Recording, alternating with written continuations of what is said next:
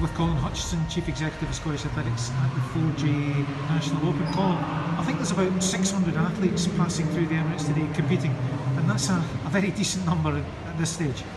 Yeah, no, it is. It's been brilliant to be here again today, Peter, to be back at the indoor events. It's now 2 years, obviously, since we've been in this environment for a Scottish Championship. So to have a National Open happening again, despite some of the restrictions that are in place, is great. The fact that we've been able to get 600 people in here is quite incredible, just with some of the challenges we've had in the lead up to the event with additional restrictions. We're really grateful to the staff, officials, coaches, clubs who have supported us here today and who have ensured that the athletes have been able to compete. It's been a great effort across the sport.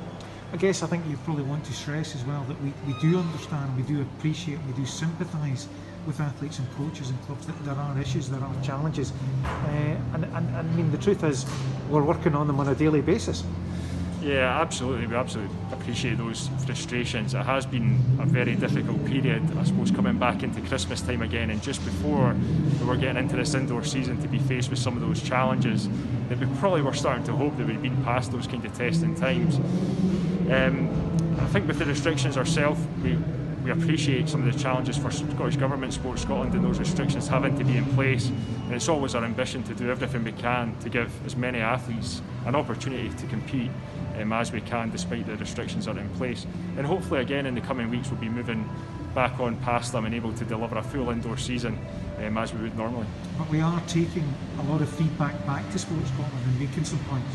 Yeah, I think it's always really important for us to do, Peter, is to make sure that although we're delighted we've got nearly 600 athletes coming through the arena today, and we've had to work really hard to coordinate that and make sure it's done safely and in line with the guidance, that we're still keen to push for more and to make sure that we can get, particularly the non-lane races, to get them back up and running again as quickly as possible.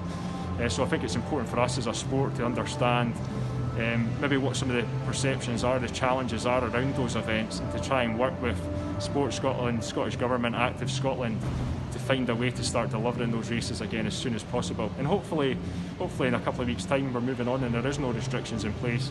But if we are faced with these challenges again in future, we need to make sure we're prepared to get again as many athletes as we can competing. Well, just finally, and maybe being a little bit more optimistic then, it is an exciting period coming up because there's cross-country events, the national cross-country coming up, there's this indoor season that we're very keen to stage. These next 2 or 3 months could be very important for the development of the sport. Yeah, it's a really exciting time. I was saying that to a couple of clubs this morning. I think the sport has recovered so strongly from the challenges of the last 2 years. The clubs have made a tremendous effort to keep their athletes coming back, training through those difficult times.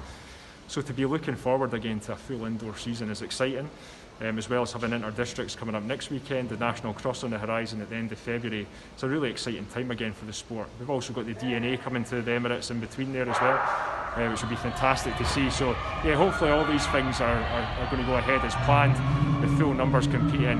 And again, we're really thankful to the clubs for the backing that they've given these events.